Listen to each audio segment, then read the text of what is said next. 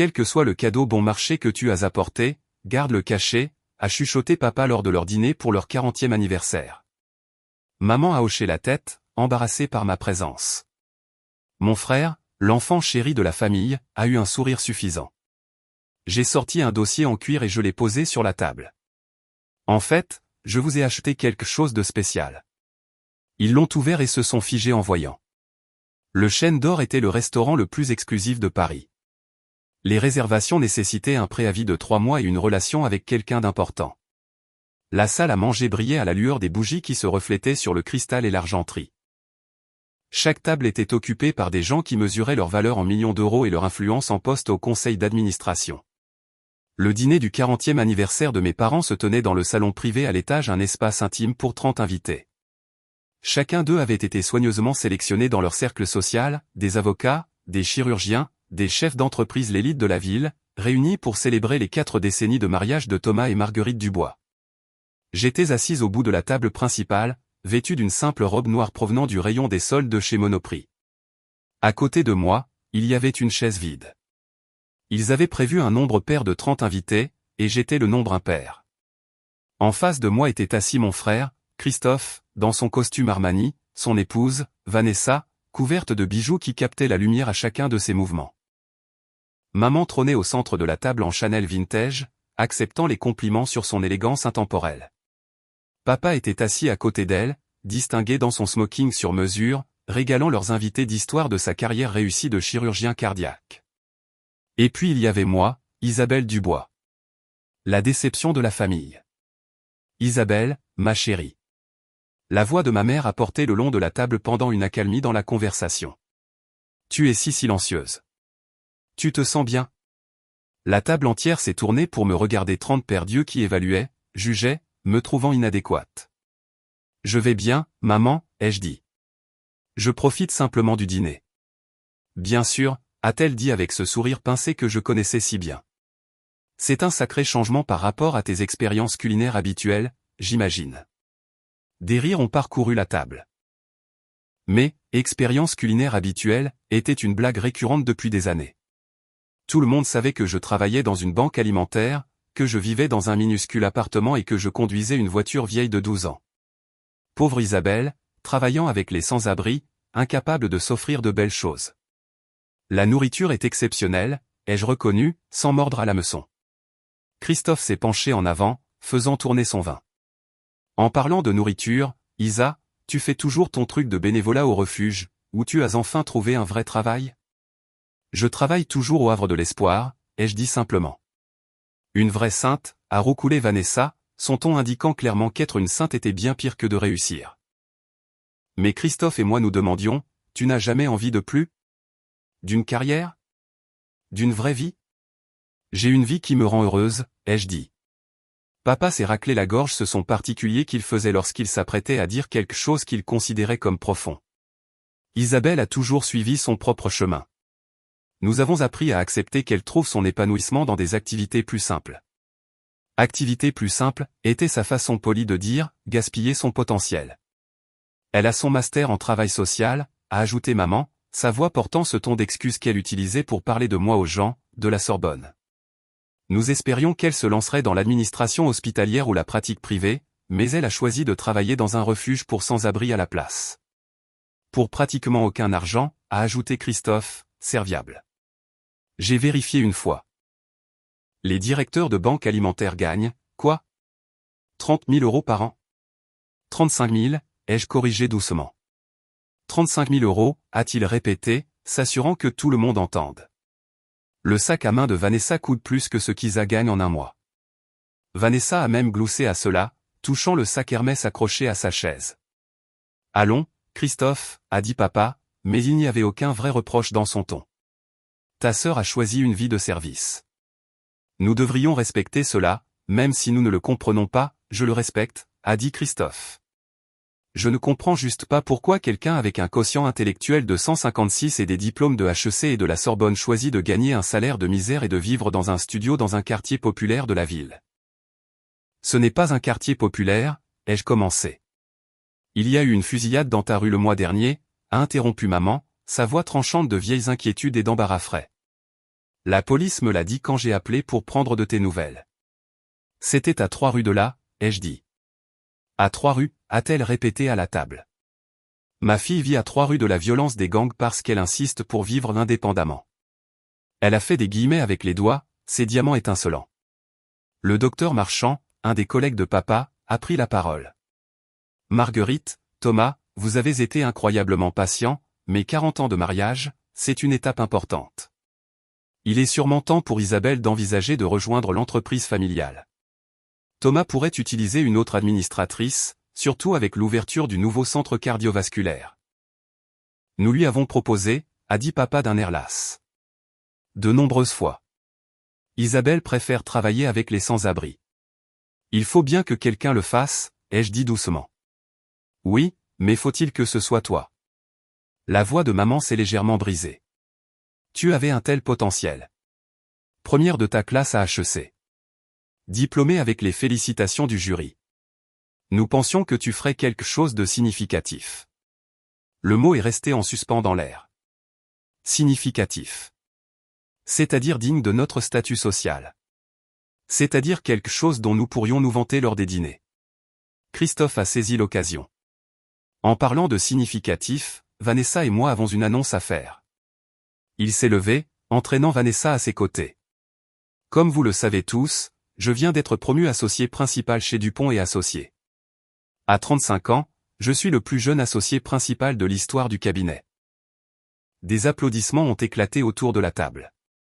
Maman rayonnait. Papa a levé son verre.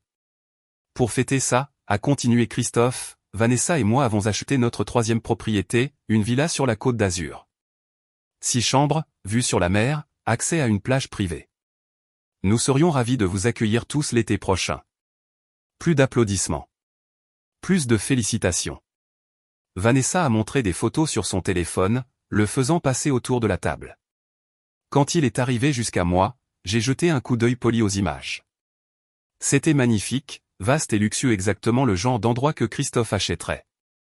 Qu'en penses-tu, Isa, a-t-il demandé, sa voix empreinte d'une fausse chaleur. Tu penses que tu pourrais prendre une semaine de congé de la soupe populaire pour venir nous voir? C'est une banque alimentaire, pas une soupe populaire, ai-je dit. Et c'est charmant. Félicitations. Nous sommes très fiers de Christophe, a dit papa, debout maintenant avec son verre de vin. Notre fils a bâti une carrière impressionnante. Il est tout ce que nous espérions qu'il soit, brillant, ambitieux, généreux avec sa famille. Le contraste était clair. Christophe était tout, je n'étais rien. En fait, a continué papa, c'est grâce au succès de Christophe que votre mère et moi pouvons prendre notre retraite confortablement. Il nous a aidés avec les investissements, la planification financière, la gestion de patrimoine. Il a été l'enfant responsable. J'ai ressenti les mots comme des coups physiques, même si j'en avais entendu des variations pendant des années. Maman s'est levée aussi, épongeant ses yeux. Nous sommes si reconnaissants pour la famille que Christophe a construite avec Vanessa, pour les petits-enfants qu'il prévoit de nous donner, pour l'héritage qu'il crée. Le message implicite était clair. Je n'avais rien construit. Je ne leur donnais rien. Je n'étais aucunement un héritage. Maintenant, a dit papa, je crois qu'il est temps de passer au cadeau. Christophe, mon frère, a sorti une enveloppe de sa veste. Maman, papa, Vanessa et moi voulions faire quelque chose de spécial pour votre 40e anniversaire, alors nous avons organisé une croisière en Méditerranée, 30 jours, des cabines de première classe, toutes les excursions incluses. Tous frais payés. Maman a littéralement poussé un cri de joie. Elle a ouvert l'enveloppe, en sortant des brochures glacées et des billets. Christophe, ça a dû coûter. Ne t'inquiète pas du coup, a-t-il dit avec aisance. Vous le valez bien, tous les deux. La table a éclaté en louange pour la générosité de Christophe. Papa l'a serré dans ses bras. Maman a pleuré des larmes de joie. Vanessa brillait de cette gloire réfléchie. Puis, tous les yeux se sont tournés vers moi. Isabelle, a dit maman, sa voix déjà pleine d'excuses, as-tu apporté quelque chose? Quel que soit le cadeau bon marché que tu as apporté, garde-le caché, a chuchoté papa en se penchant vers moi le long de la table. Sa voix était basse, mais plusieurs personnes l'ont entendu. Nous ne voulons pas que tu sois embarrassé devant nos amis. Maman a hoché la tête, lui touchant le bras. Thomas a raison, ma chérie. Tu n'as pas à nous donner quoi que ce soit. Ta présence suffit. Mais son ton suggérait que ma présence n'était, en fait, pas suffisante. Loin d'être suffisante. Christophe a souri d'un air suffisant, se réinstallant dans sa chaise avec la satisfaction de quelqu'un qui avait déjà gagné. J'ai fouillé dans mon sac une sacoche en cuir usé que je portais depuis des années et j'ai sorti un dossier en carton. Pas emballé dans du papier fantaisie, sans ruban, sans sac cadeau, juste un simple dossier. En fait, ai-je dit calmement, j'ai apporté quelque chose de spécial. J'ai posé le dossier sur la table et je l'ai fait glisser vers mes parents. Maman l'a regardé avec une déception à peine dissimulée. Isabelle, tu n'aurais pas dû. Ouvrez-le, ai-je dit. Papa a ouvert le dossier avec précaution, comme s'il se préparait à être déçu. Maman s'est penchée pour regarder. J'ai observé leur visage pendant qu'ils assimilaient ce qu'ils voyaient. Le titre était sur la première page, imprimé en texte juridique formel, acte de propriété et de transfert de titre. Les yeux de papa ont balayé le document. Son visage est devenu pâle. C'est l'acte de propriété du Chêne d'Or. Le restaurant, a murmuré maman. L'immeuble entier, ai-je corrigé. Le restaurant, le bar à vin au rez-de-chaussée, l'espace événementiel au 3e étage, et les 2 appartements de luxe au 4e étage. J'ai acheté la propriété il y a 6 mois. Un silence s'est abattu sur la table comme une vague. Tu as acheté? Papa n'a pas pu finir sa phrase. Christophe a attrapé le dossier, le tirant brusquement vers lui. Ses yeux ont parcouru les documents juridiques. C'est un faux. C'est obligé. Isa ne peut même pas payer son loyer. La page 3 indique le prix d'achat, ai-je dit calmement. 17 millions d'euros. La page 5 indique la valeur actuelle de la propriété, environ 21 millions d'euros, compte tenu des étoiles au guide Michelin du restaurant et du récent boom immobilier du centre-ville. Vanessa a arraché les papiers à Christophe. Son œil professionnel, elle était avocate en droit immobilier, a immédiatement reconnu les documents juridiques authentiques. Son visage est devenu blanc. Ce sont des vrais. Ce sont de véritables documents de transfert de titres de propriété. Je ne comprends pas, a soufflé maman. Isabelle, où aurais-tu trouvé 17 millions d'euros? Laissez-moi revenir en arrière, ai-je dit en sortant mon téléphone. Parce que je pense qu'il y a eu une certaine confusion sur ce que je fais réellement. J'ai ouvert mes courriels, j'ai affiché un document, puis j'ai passé mon téléphone à mon père le long de la table. C'est ma véritable description de poste. Pas pour le Havre de l'Espoir, pour la Fondation du Bois. Papa a pris le téléphone avec des mains tremblantes. Il a lu à voix haute, sa voix stupéfaite. Isabelle Dubois, fondatrice et présidente directrice générale, Fondation du Bois. Actif net sous gestion, 2,5 milliards d'euros. La table a explosé. Milliards? A halté quelqu'un. C'est impossible, a dit Christophe. Fais défiler vers le bas, ai-je dit à papa. Tu verras la déclaration de mission de la Fondation et nos programmes. Papa a fait défiler, lisant dans un état second. La Fondation du Bois fournit des services complets aux populations sans abri, y compris la sécurité alimentaire, l'aide au logement, la formation professionnelle, les soins médicaux et les services de santé mentale, opérant dans 47 villes à travers 12 régions. Budget annuel, 300 millions d'euros. Je travaille bien au Havre de l'Espoir, ai-je expliqué alors que tous les yeux dans la pièce étaient fixés sur moi, mais pas en tant qu'employé. Le Havre de l'Espoir est l'une des 73 banques alimentaires et refuges que la Fondation du Bois possède et gère. J'y étais aujourd'hui pour une inspection de site et pour faire du bénévolat dans la cuisine, car je crois qu'il faut prêcher par l'exemple. La bouche de maman s'est ouverte et fermée sans un son. Il y a 8 ans, ai-je continué, grand-mère Catherine m'a légué sa fortune.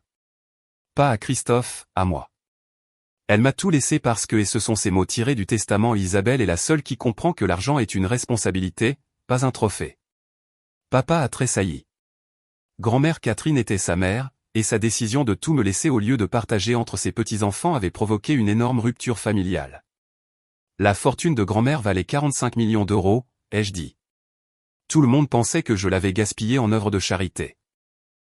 Je l'ai bien utilisée pour la charité, j'ai créé une fondation, mais je l'ai aussi investie de manière agressive dans le développement immobilier, les technologies durables et la recherche médicale. En 8 ans, j'ai transformé 45 millions d'euros en 2,5 milliards d'euros. Christophe avait l'air d'être sur le point d'être malade. Tu es milliardaire? La fondation vaut des milliards, ai-je corrigé. Je me verse un salaire de 85 000 € par an en tant que présidente directrice générale.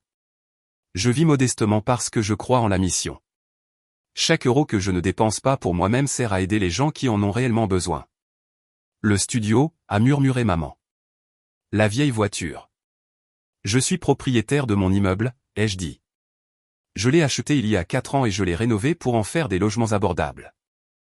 Je vis dans un appartement et je loue les 43 autres à des familles à faible revenu à des loyers inférieurs au marché. Ma voiture fonctionne très bien. Pourquoi achèterais-je un véhicule de luxe alors que cet argent pourrait loger 3 familles pendant un an? Papa fixait l'acte de propriété comme s'il était écrit dans une langue étrangère. Tu as acheté ce restaurant. Cet immeuble. Je l'ai acheté comme cadeau d'anniversaire, ai-je dit. L'acte de propriété est transféré à vous deux. Le restaurant génère environ 2,5 millions d'euros de bénéfices annuels. Considérez cela comme un revenu de retraite. 2,5 millions, a répété Vanessa d'une voix faible. Les appartements peuvent être utilisés comme suite pour les invités ou loués pour un revenu supplémentaire, ai-je continué. L'espace événementiel est déjà complet pour les 18 prochains mois. Vous devrez engager un gestionnaire immobilier, à moins que vous ne vouliez le gérer vous-même. Christophe a retrouvé sa voix, et elle était remplie de colère. Tu as été milliardaire pendant tout ce temps en nous laissant croire que tu étais pauvre? En nous laissant te prendre en pitié? Je vous ai laissé supposer ce que vous vouliez supposer, ai-je dit calmement. Je n'ai jamais menti sur ce que je fais. Je travaille dans un refuge pour sans-abri. C'est vrai. Je vis dans un studio. C'est vrai. Je conduis une vieille voiture. C'est vrai. Vous avez comblé les vides avec vos propres suppositions. Nous pensions que tu avais besoin d'aide, la voix de maman s'est brisée. Vraiment, ai-je demandé. Ou aviez-vous besoin que j'aie besoin d'aide? Aviez-vous besoin de quelqu'un à mépriser, quelqu'un à qui comparer Christophe, quelqu'un pour vous sentir mieux dans vos propres choix? La vérité de ces mots flottait dans l'air.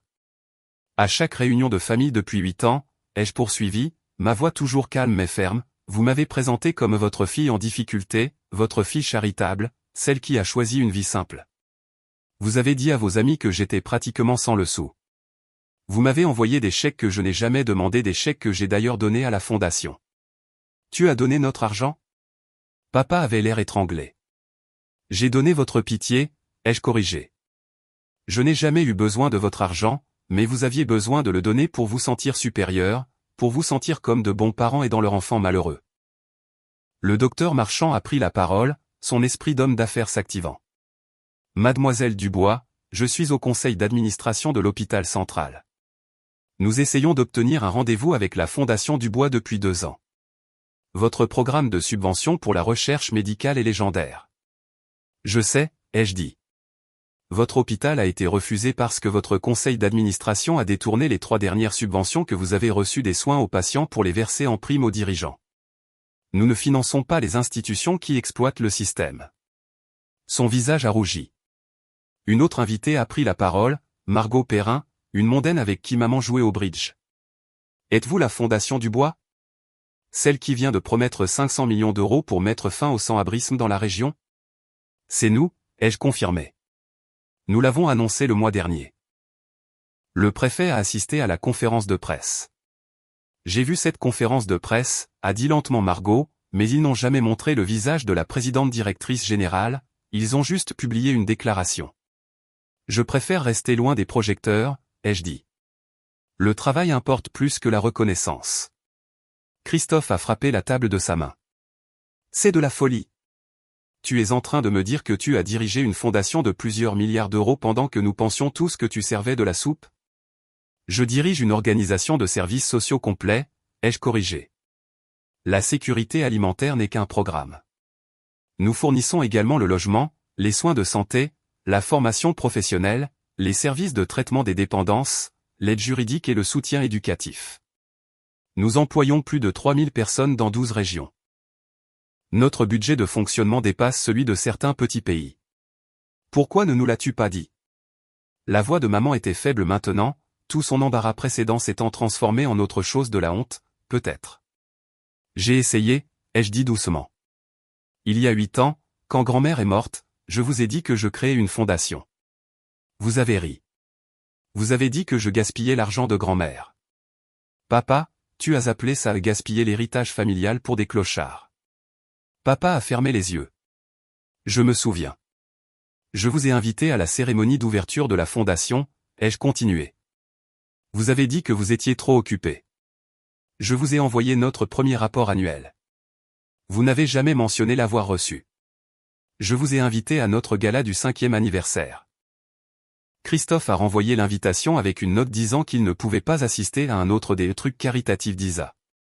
Le visage de Christophe était passé de la colère à la pâleur. Alors, j'ai arrêté d'essayer, ai-je dit.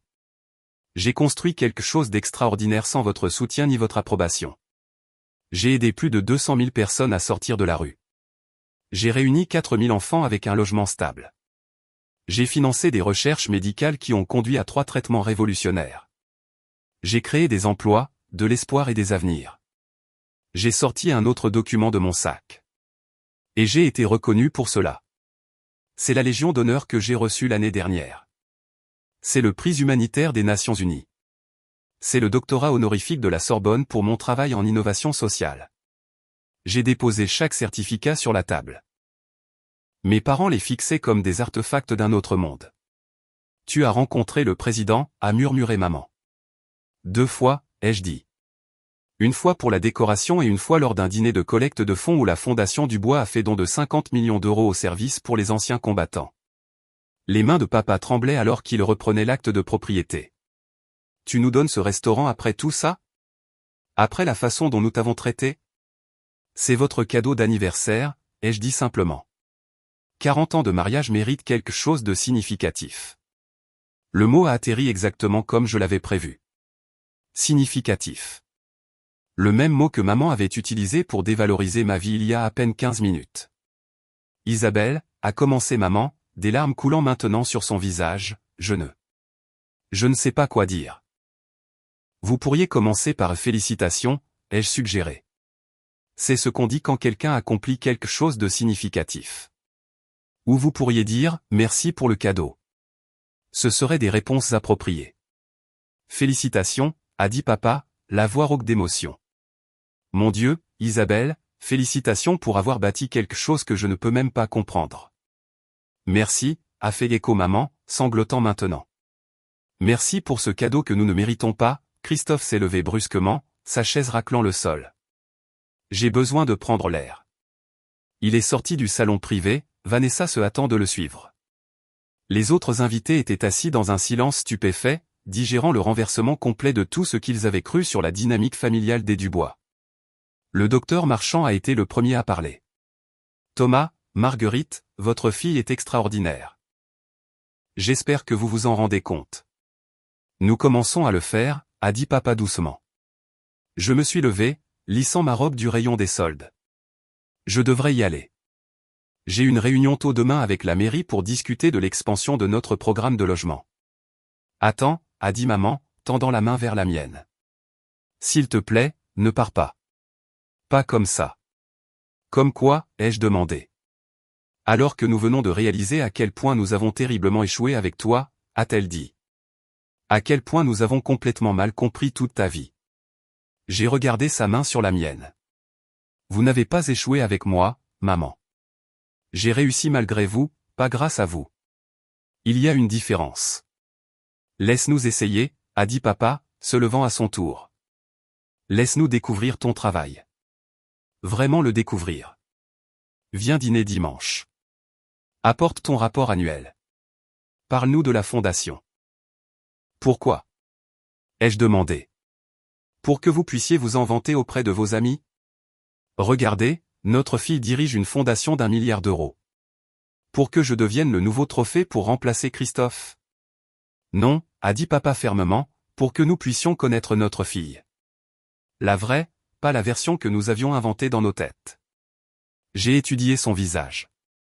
Il avait l'air plus âgé tout à coup, le poids de ses suppositions et de ses jugements se voyant dans de nouvelles rides autour de ses yeux. D'accord, ai-je finalement dit. Dîner dimanche. Mais chez moi.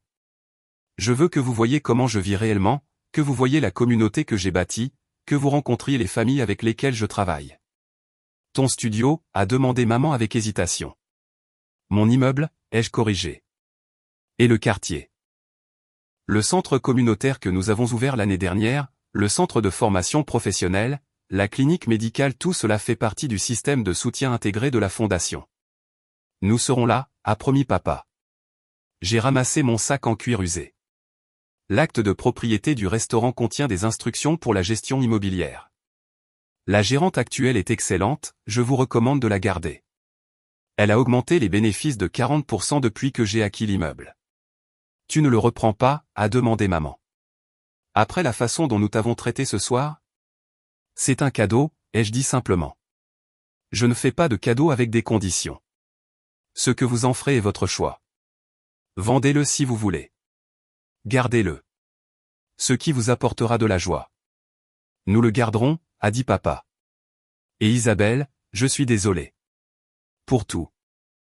Pour chaque commentaire dédaigneux, chaque supposition, chaque fois que nous t'avons fait sentir inférieur. Tu n'es pas inférieur. Tu es. Tu es plus que je ne l'aurais jamais imaginé. J'ai hoché la tête, pas tout à fait prête à accepter les excuses, mais les reconnaissant. À dimanche. En sortant du Chêne d'Or, j'ai entendu la salle à manger privée éclater en conversation derrière moi. Laissez-les digérer. Laissez-les réécrire leur compréhension de qui j'étais. J'avais du travail à faire. Mon téléphone a vibré avec un message de mon directeur de programme, Nuit de la solidarité ce soir. Besoin de bénévoles supplémentaires au refuge du centre-ville. J'ai répondu par message, j'arrive. Donnez-moi 20 minutes. Parce que c'était la vérité de ma vie. Je n'achetais pas de restaurant pour prouver quelque chose ou pour rabaisser mes parents, je les achetais parce que c'était de bons investissements qui généraient des revenus que l'on pouvait réinjecter dans la fondation. Je ne vivais pas modestement pour faire une déclaration philosophique, je vivais modestement parce que chaque euro que j'économisais était un euro qui pouvait changer la vie de quelqu'un. J'avais bâti quelque chose de significatif, non pas pour la reconnaissance ou l'approbation, mais parce que des gens souffraient et que j'avais les ressources pour aider. Et si ma famille comprenait enfin cela, tant mieux. S'ils ne le comprenaient pas, je me lèverai quand même demain et je ferai le travail, car c'est là le vrai sens du mot, significatif.